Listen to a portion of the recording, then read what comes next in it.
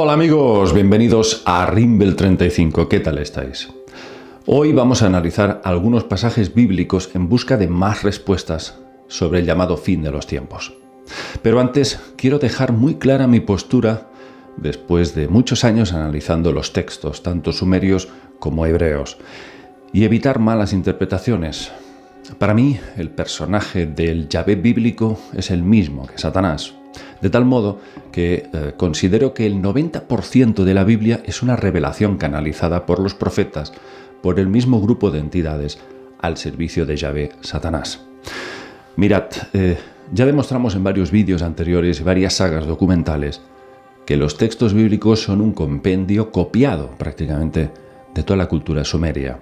El Génesis mismo es prácticamente una copia, palabra por palabra, del famoso Enuma Elish. Por ejemplo, el Noé bíblico no es más que una versión más, vamos a decir, modernizada del Ziusudra sumerio. Noé es Ziusudra. Y así ad infinitum. Entonces, para entender quién es Satanás de una vez por todas, debemos remontarnos a la cultura sumeria y su lenguaje cuneiforme. Satanás es una mezcla de dos términos sumerios, Satam, que es el administrador territorial, y Sandan o Santana, el jefe de las plantas, el herborista horticultor. Efectivamente, los Anunnaki se alimentaban de las plantaciones agrícolas, y el Sandan o Santana era el jefe de estas plantaciones, situado en la gran llanura mesopotámica llamado Edén, en sumerio Edín. Sí, ahí estaban estos campos de cultivo. Y el francés Anton Parks nos explica que solo trabajaban en estos campos las Amasutum, las hembras reptiles, únicamente. Pero el jefe, el Sandan o Santana de estas plantaciones, estaba supeditado por la autoridad mayor, el Gran Satam. El Gran Satam, el administrador territorial que dirige las tierras, y ese no era otro que Enlil, dios del viento y las tormentas. Ese es el verdadero Satanás, príncipe de este mundo, al cual aún hoy podemos decir que gobierna. Si os interesa este tema aparte, haremos un especial sobre esto. Ahora bien, quiero aclarar que, en mi opinión, hay partes de la Biblia que se refieren a un Dios cruel y malvado, Yahvé, pero hay otras que no. Y eso es porque hubo canalizaciones por ambos bandos, los buenos y los malos, y los escribas, los profetas, escribían lo que les dictaban los de arriba. Por eso hay tanta confusión y muchas veces es muy, muy difícil, casi imposible, la tarea de poder separar el trigo de la paja y poder distinguir en qué partes de la Biblia se está refiriendo al mandato de Yahvé y en otros parece que se está refiriendo a Enki, vamos a decir, el que sí tenía buenas intenciones con la humanidad. Dicho esto, en este vídeo de hoy vamos a revelar qué es lo que va a pasar con el fin de los tiempos. Os voy a leer un texto extenso del Apocalipsis en donde se dice que Satanás será pronto liberado.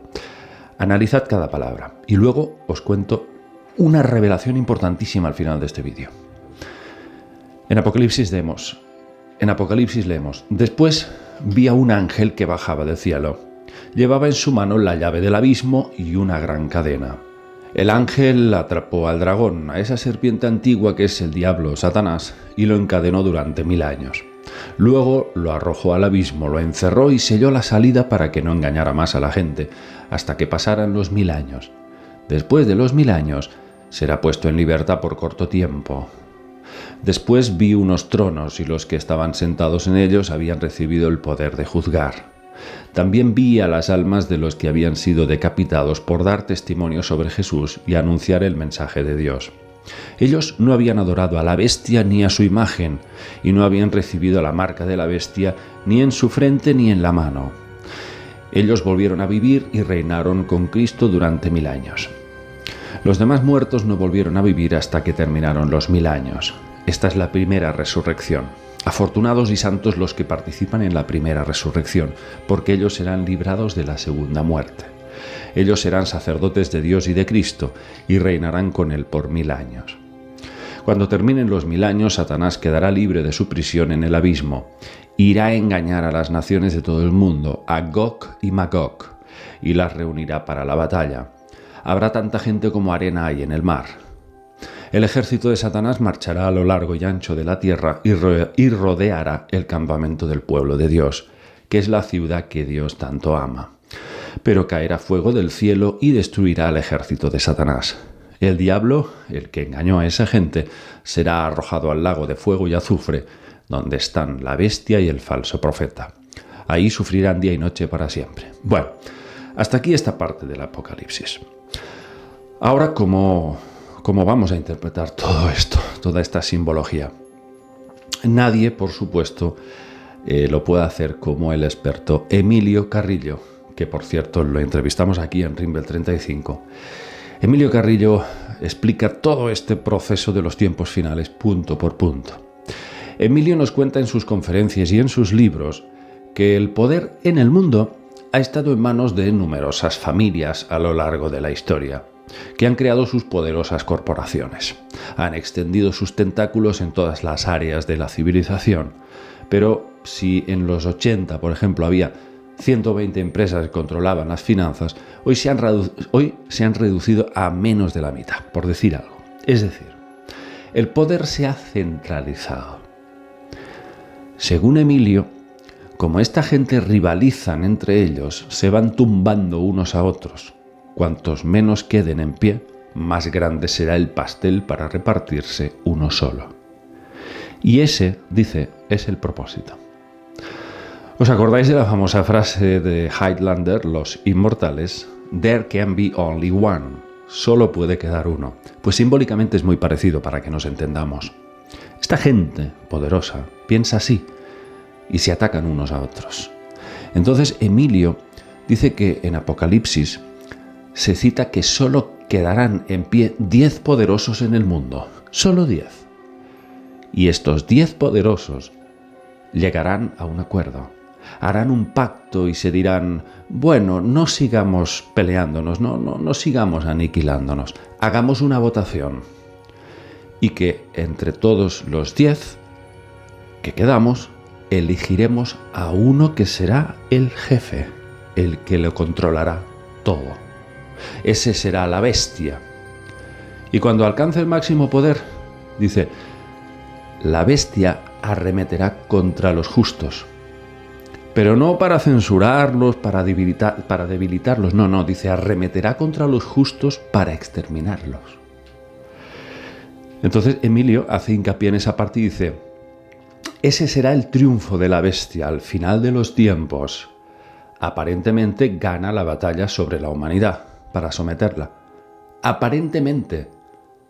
Incluso en Apocalipsis se dice, ¿cuánto tiempo va a gobernar? ¿Cuánto tiempo durará este periodo del triunfo de la bestia? Y da una cifra exacta, 1335 días de poder absoluto y control sobre la humanidad. Un periodo de máxima oscuridad. 1335 días. Pero pasados estos 1335 días sucederá un fenómeno global. Esto con palabras del mismo Jesús. ¿Os acordáis? La famosa frase. Habrá 2 mujeres en una azotea, una estará y la otra dejará de estar. Dice, esto es una parusía, es la parusía. Y será como un relámpago que vendrá de oriente a occidente. Todo ello acompañado por un fenómeno celeste. Las estrellas caerán del cielo. Etc, etc. ¿Qué significa todo esto? ¿Un fenómeno cuántico? ¿Una apertura a otro plano al cual accederán los justos? Emilio Carrillo hace referencia a otra frase de Jesús, muy interesante y polémica. Jesús dijo, no crean que he venido a traer paz a la tierra. No vine a traer paz, sino espada. Porque he venido a poner en conflicto al hombre contra su padre, a la hija contra su madre, a la nuera contra su suegra. Los enemigos de cada cual serán los de su propia familia. Amigos, el significado de esta frase no penséis que es tan complicado.